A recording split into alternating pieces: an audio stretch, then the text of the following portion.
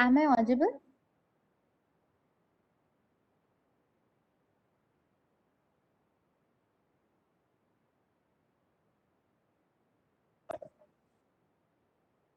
Hi, yes, you are audible. Happy 75 years of independence to you all on behalf of our from Team Hackers for You.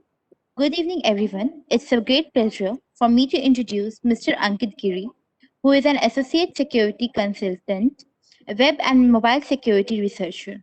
He is going to talk about the cloud security. You may commence the meeting now, sir. Over to you. Sure. Yep. Thank you. And yes, happy Independence Day to everyone. I'll just start sharing my. I cannot see the option to share my screen, so I see I am a co-host, but I can still not share the screen.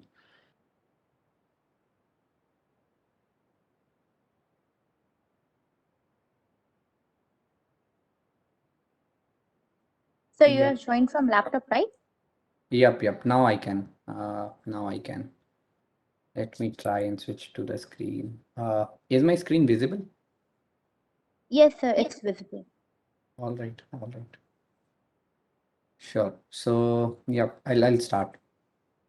All right, everyone. Good evening. And just to give you a brief idea about myself, so I am basically a security lead at JP Morgan Chase or JPMC in short. And like we are part of a DevSecOps team, a centralized security team for the organization. And I've been taking most of my interest in terms of AppSec in web, IoT, cloud, and mobile application security.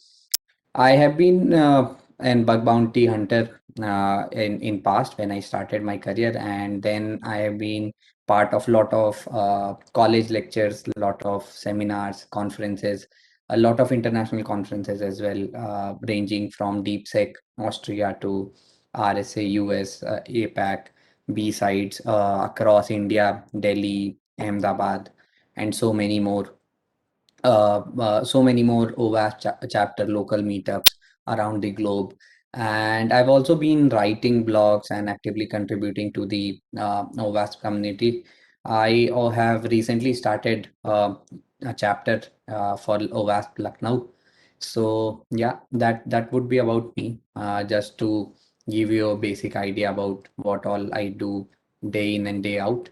And talking about a quick review about the talk or the topics that we would be going through.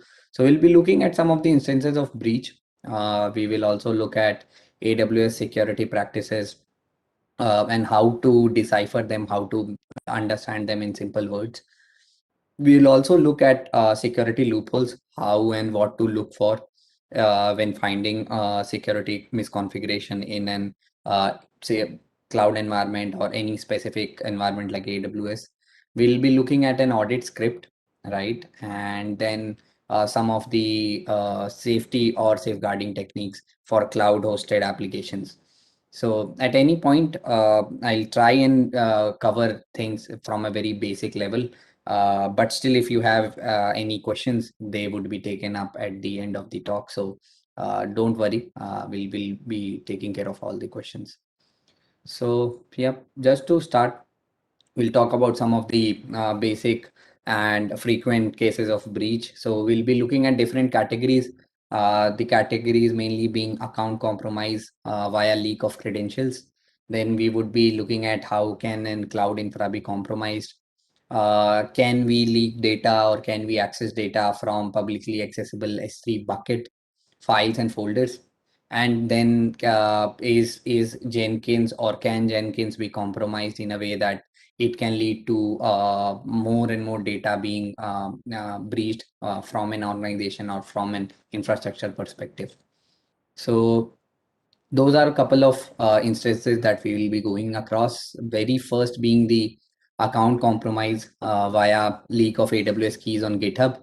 So now this is one of the things that used to be very frequent back in the day when cloud adoption was increasing day by day. And even today, like you will find cases wherein people have failed to keep their security credentials safe. So when we say access key or security credentials in an AWS account or in cloud account, it is basically just like you have a username and password combination.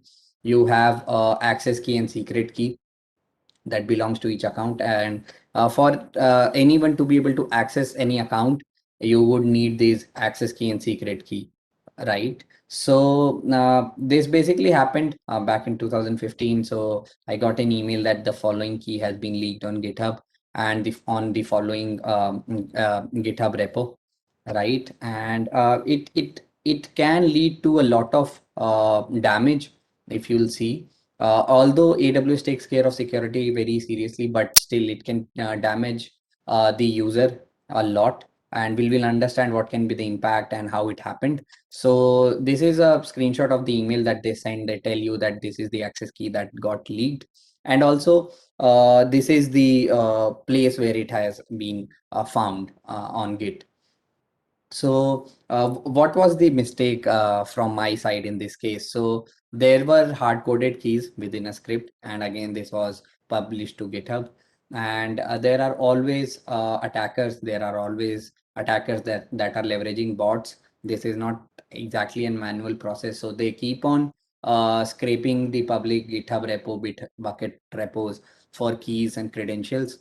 So with the ability to be getting access to the access and secret key, they can fully interact with my AWS account and they can do whatever I can do in my account. So a very basic common attack scenario is wherein they spin up multiple EC2 instances, they'll farm Bitcoins, they'll farm cryptocurrencies. And for all these multiple EC2 instances, since they are running in your account, you'll end up paying the bill the cloud provider. Now, talking about the root cause, the secret keys which are issued by AWS are very specific to an user account, and they give you access to whole of your AWS instance, right? And whenever you open an account, the user is being told to save it in a secure location, and they are being warned that these are confidential and you should take care of them. But what generally happens is that even if you go today, try and search for AWS secret key on Google or on across public repo or public bins, you can still be able to find some of the credentials being active on a lot of portals. So you can still try it. So it can be a fun activity to be able to access somebody else's credentials. So, and this has not happened with me. Has not happened with a couple of people. It has happened with so many people. Another example of the same would be there was a person named Andrew, and he was creating a Rails app. And he ultimately also did the same mistake wherein he pushed a script with the AWS credentials. The keys were although pulled by AWS within 5 minutes, but it was enough for bots to spin up a lot of instances. So there were around 140 servers that were already running, and there can be a lot of more EC2 instances or virtual servers that could have been launched in this short span of time. And this could have, or this actually led to a lot of bill being generated for Andrew, and it can be in the range of 3,000, 4,000, $5,000. It can vary from the number of servers to the time somebody gets all of this running. So this particular person actually removed all the code from GitHub, and he had not enabled billing alerts, so he had to pay the price for the complacency. Although in most of the cases, AWS generally blocks the secret keys. They'll also refund you the amount when you tell them that they say what exactly happened. But it's not an ideal scenario. Ideally you should try and safeguard yourself and not fall into this compromised category. So what is AWS opinion on this? So they basically take security very seriously. They have a lot of guidelines, white papers, mechanisms, and a lot of configuration to secure AWS services. But they also rely a bit on the user end, because it's kind of a shared responsibility model wherein some parts you need to take care of securing your account, your credentials, and they are responsible for taking care of the infrastructure security and developing secure applications. So that all being taken care by them.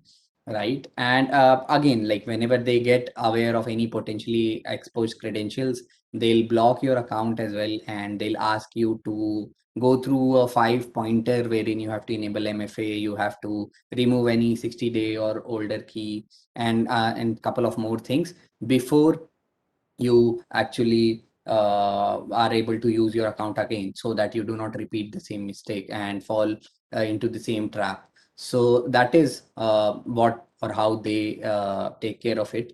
Uh, yeah. So this was about the leaked credentials. The second case is something like an SSRF attack, so or server side request forgery attack. So this is when I used to work for one of the AWS API network firms, and they used to deploy a lot of code, lot of applications on AWS.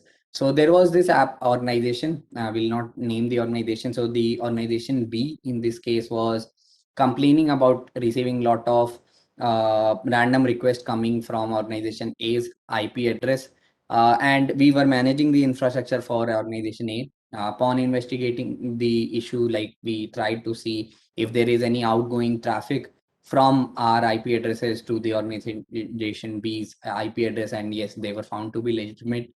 So our servers were making lot of outbound traffic to these, and increased network out data. That is what it is called in AWS terms. So whenever there is a lot of data that is going out from your servers, which eventually means that your servers are making a lot of requests to some outside of the network server or computing devices, and this will result in high billing on your account.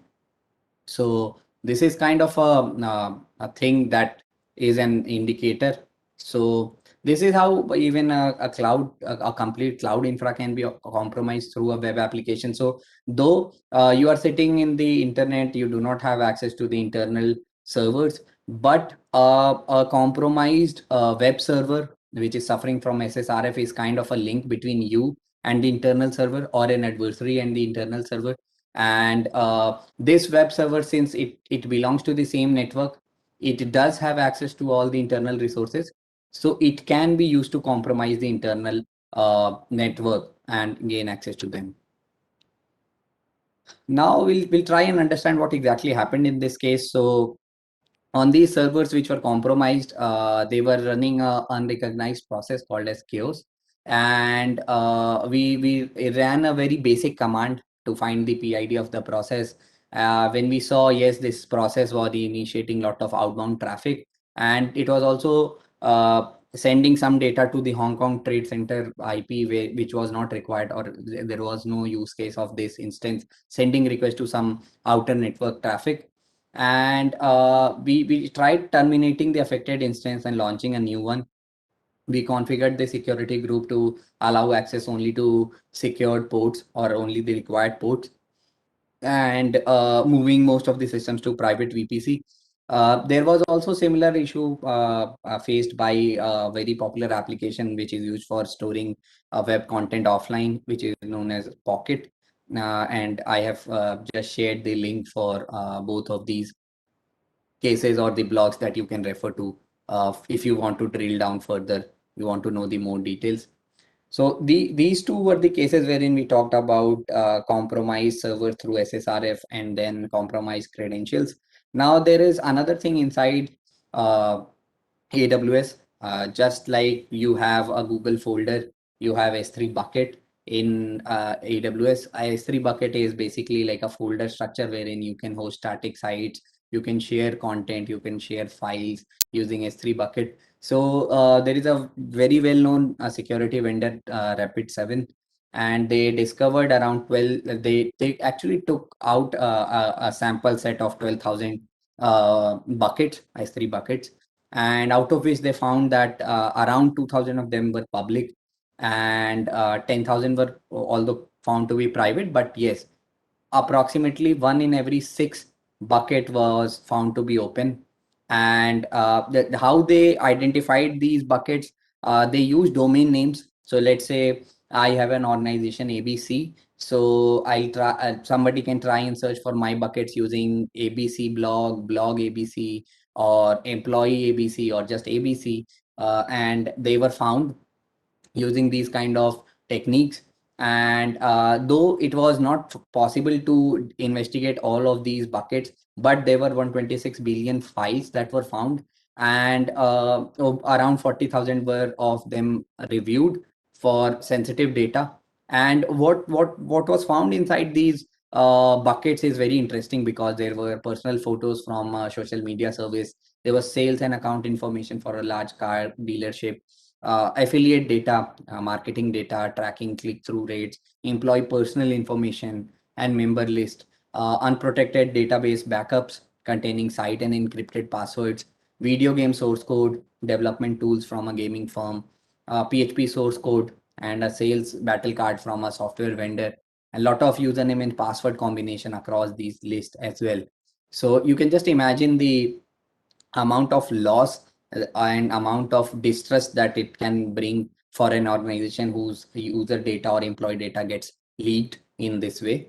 So understanding the root cause of this issue, so there isn't actually an flaw in the AWS S3 or the S3 bucket or how they are implemented. Rather, what makes it easy for people to find these buckets is that all these buckets are unique. So let's say, for example, I create a bucket Ankit, nobody else would be able to create another bucket by the name Ankit.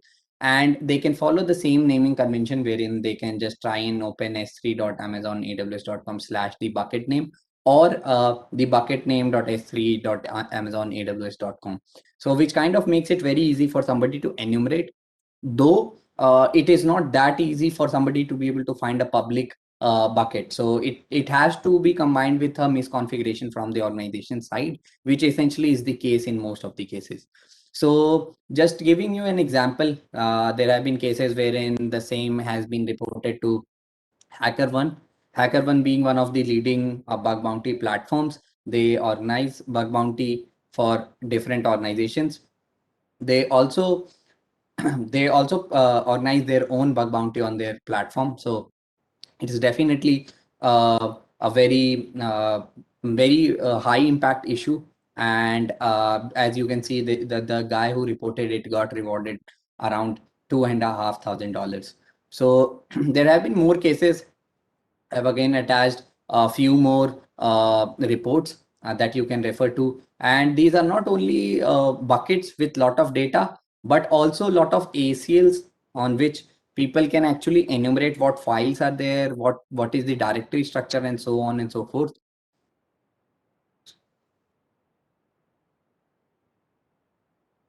So yeah, you can basically read through these, try and find or research. There are also scripts that help you achieve this. So yeah, there are so many ways to be able to do this.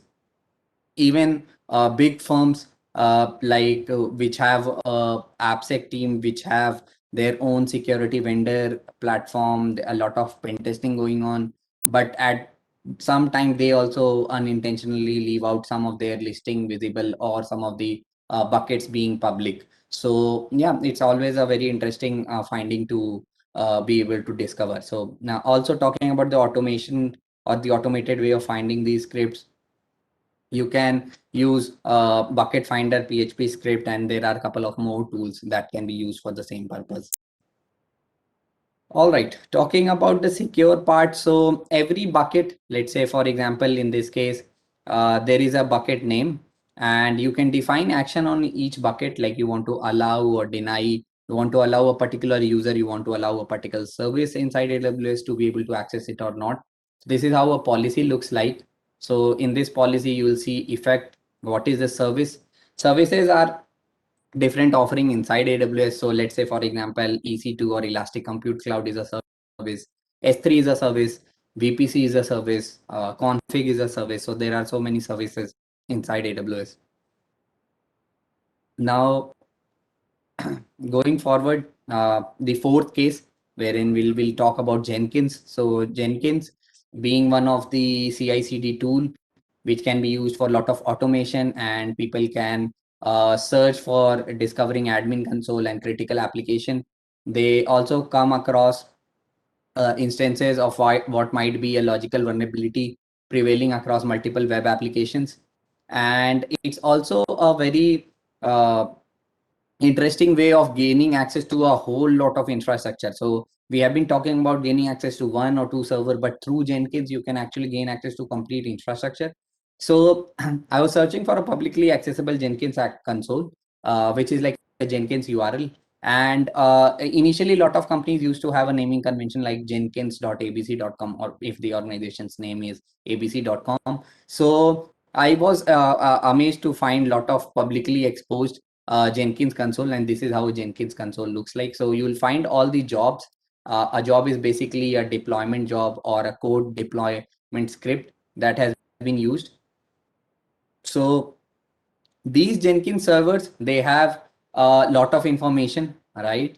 And I've also written a blog, which you can go and read if you want to drill down more further. I'll just try and explore what all things are available on Jenkins server generally. So it contains credentials for AWS account, access key, secret key. It contains servers, authentication files like a PEM file, IP address, username, email address, etc, right? It can also contain a lot of times passwords and all, GitHub SSH key, S3 bucket related information.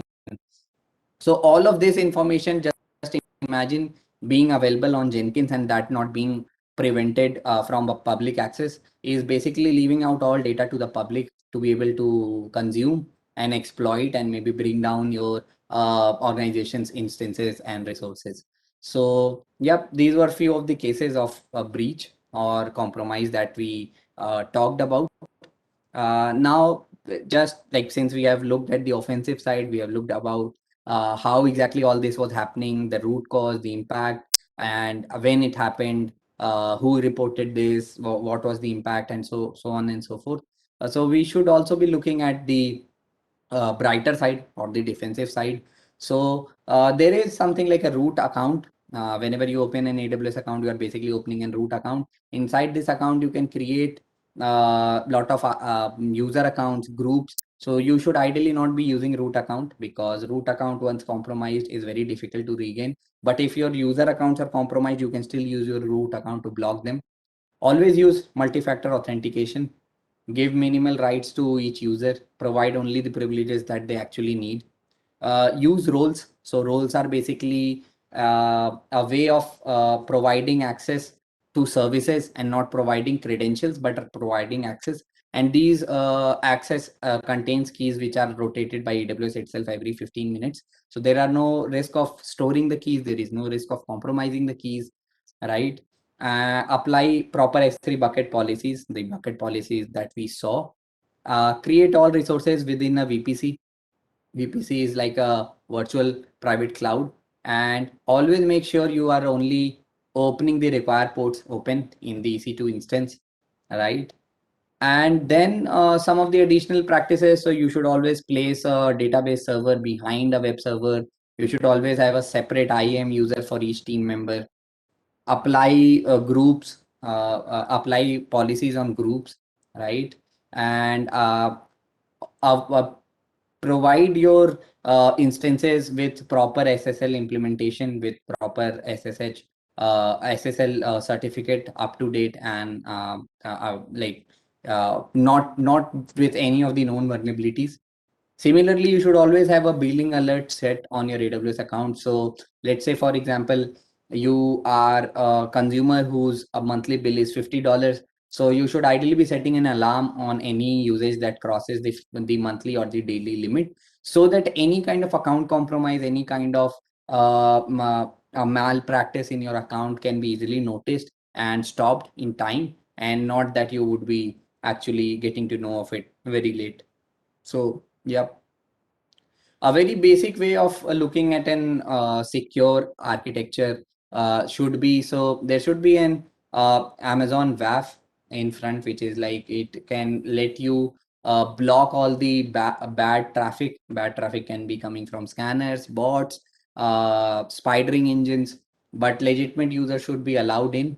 And then it should come across through to a load balancer if there is a static website, or if you have a web server, there should be a database placed in the private subnet.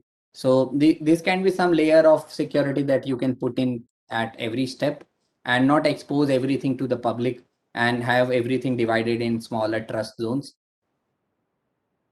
You can also have something like a AWS security checklist, so which can be very basic to very advanced, wherein you can always check are all the required ports open, yes or no. A no is basically a red flag, a yes is a safe practice. Similarly, do you have like, do you have all these SSH certificate follow, SHA-2 encryption and so on.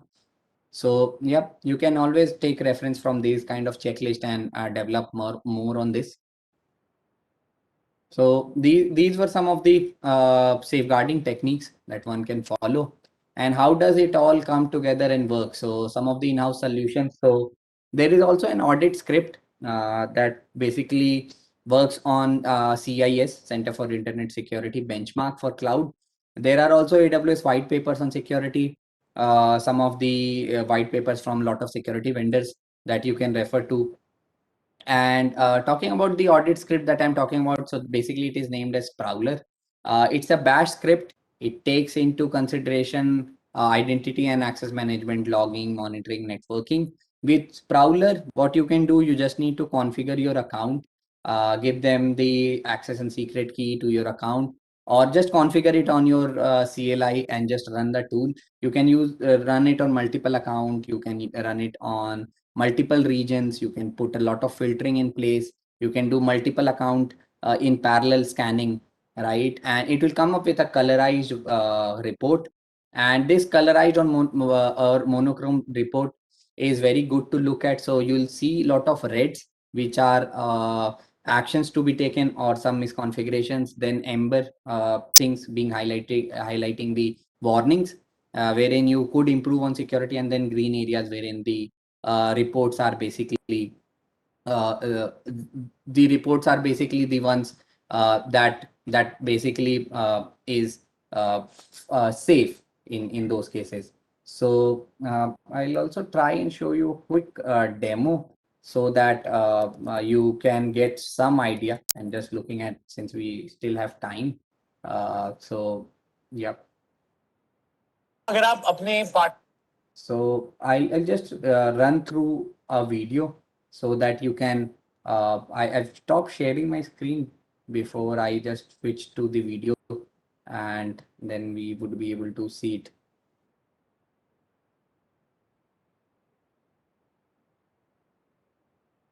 So yes, sharing my screen again.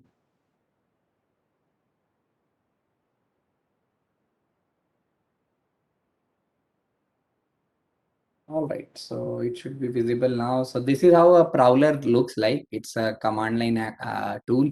And if you can see, Amber is information, pass is recommended value, warning, and then fail, right? And if I just see or I just execute this, so yep, if you'll see, it started checking if root user was not accessed. Uh, uh, there are more users who have logged in or logged, or how far they have logged. What is the password policy for these accounts? So this has started scanning.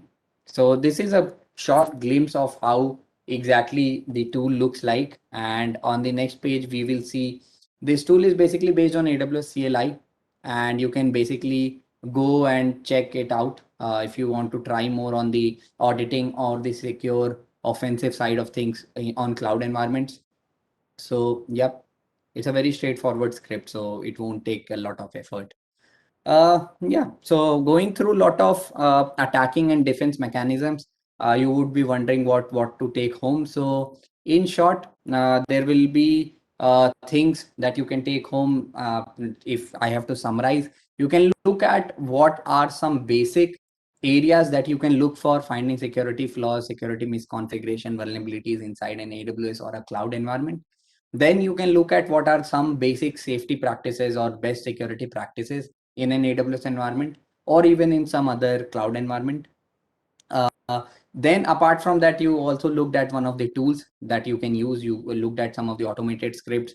You looked at how you can relate to not exactly finding the web related vulnerability or a web app related vulnerability, but thinking out of the box to hunt for the cloud related vulnerabilities. So yeah, that would be it from my side, and I'll open the forum for questions. So yes, please feel free to ask your questions.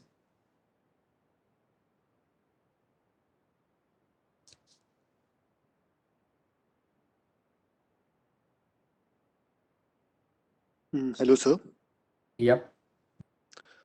Sir, as a beginner, how can we, cloud security, it seems too overwhelming. So, as a fresher, how can he or she come into cloud security? Right, right. So that's a very valid and very genuine question. So I would say whenever we want to start something, right, we need to first build the base. So let's say, for example, you want to learn web app security or web app pen testing. So you would be knowing, or you should be learning about web applications first. Same goes for cloud pen testing or cloud security. So the very first step should be understanding the basics of cloud security, right? So you can go around creating an account on, let's say, any of the cloud providers like Azure, AWS, or Google Cloud. You can get a free account. You can get a 1 year complete free account. You can try so many things. You can read through there. There is also training provided by them, which is again a lot of recorded demos, a lot of recorded trainings that you can attend to, lot of events that you can attend to. My suggestion would be to start learning about cloud, learning about AWS, learning about the different services, and doing some hands-on, and then making a move into the cloud security. So yeah.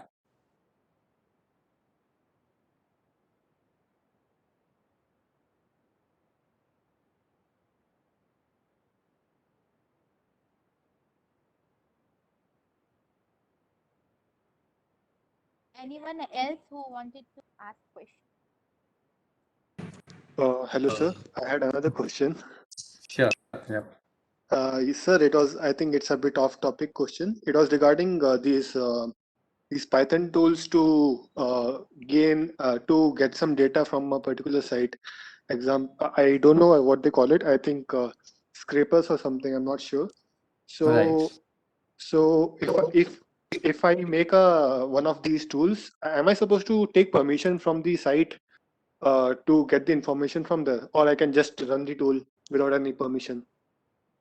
So you need to be making or asking the like anyone who is like, let's say, for example, you want to test Flipkart. So you cannot just randomly go ahead and execute some test cases or execute some scripts, right? Or any tool on them, because you may hamper their like functionality, or you may hamper or bring down the application at some point, and they can take legal action. So ideally, the better way is that's what we call bug bounty or a security vulnerability disclosure program. So there are so many applications, so many companies that allow people to come and test their applications. So Bugcrowd, HackerOne, Cobalt, Synax. So there are so many platforms wherein you can go and find these applications. You can go ahead and find any particular program, like you want to test LinkedIn, Facebook, Twitter, or whatever application it is from these vendors, and then definitely you can go ahead and test a few things. That being said, that also comes with lot of precautions. So your intent should be to be able to find issues and not exactly like bring down the system. So that is what a difference between a good guy or a bad guy, or a pen tester or an hacker. So your intent is basically exposing or finding some security vulnerability and telling them so that they actually patch it and not exactly bring their system down. So ideally, one should always avoid testing any application or testing anything without consent, because there might be legal troubles.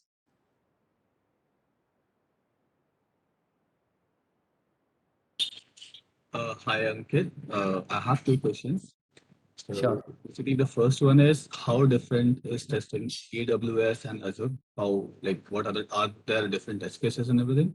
And the second one is for cloud testing, for like, if I have to learn, so is there any lab or practice vulnerable lab or something where I can learn from? Sure, sure. So I'll just answer the second one. So there is vulnerable labs for cloud, like CloudGoat, and you'll be able to find it from Rhino Labs and some other vendors as well. They are free of cost and you can try them. Coming to the first question, there won't be much of a difference when you are testing any of the cloud environments because they kind of have the same tech or the same way of configuring services. It's just that the terminology changes. So let's say, for example, what is being called as EC2 in AWS, which is like a virtual server, will be called as a virtual server in DigitalOcean, a cloud server in, let's say, Azure, Google Cloud Machine in Google Cloud. So the terminologies change a little, but more of the implementation, the way of handling things, the features, the services, they are more of the same. Okay, got it. Thank you. Yep, no worries. Also, I see a question from Rahul.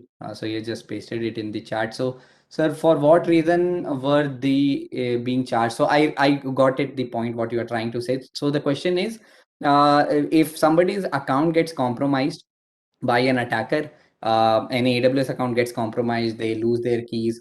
So what is the attacker doing with their account that they are getting charged? So why is the victim getting charged? So I'll give you an example. So whenever you create an AWS account, you attach your credit card to it to activate it, so that if you end up spinning any instance, you use some services inside AWS, and each service comes with certain cost, right? Like hourly basis rates for launching a server or using the S3 bucket and so on and so forth. So what these attackers do, they will launch lot of instances from your account, and they'll use these servers to make or automate DDoS or DOS attacks on other instances for some other organization. And you have to understand, like, what they are doing is they're basically kind of using your identity to do it, right? So you are being billed, your identity is being exposed. So if somebody comes with a complaint, let's say someday LinkedIn comes in complaining that there were some attacks on my server and these are the IP addresses. If the organization will investigate, they'll find that these servers actually belong to your AWS account. So why they are charging it? AWS is charging you because you are using the service, although they do not know if it was you or somebody else. It is very similar to looking at it like a credit card, right? You get a credit card from a bank, you can use it for eating food, getting fuel. But what if somebody steals the credit card? What if somebody swaps the credit card, right? So the bank will still charge you, right? So the either ways, you just call them up, block the card. Same goes in this case, you either just reach out the customer support and you ask them to block your account. So yeah.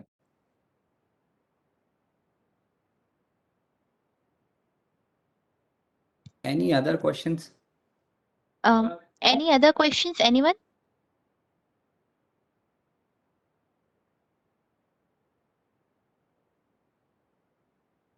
Sir, I guess there are no more questions. And also, we have entered the end minute of our session. So, if no one has no question, please let us know so that we may end the meeting now. Sure. Also, like, just on an ending note, so I'll just like to tell everyone that I also have a YouTube channel, so you can find a lot of content if you want to start in cybersecurity. You want to, what languages you should be learning, what are the different fields, what are the different profiles. Also, a lot of my conference talks and all is there. So Vanshika, if you can share the link, because I tried pasting anything in the QA, but I cannot. So I don't know why it is like that, but Okay, yeah, sir. Sir, I'll share it on the group. sure. Thank you, sir, for your presence and sharing your knowledge with us. I hope so this will help us in future. Thank you, sir, and happy independence once again to all of you. Thank you, everyone. Have a good day.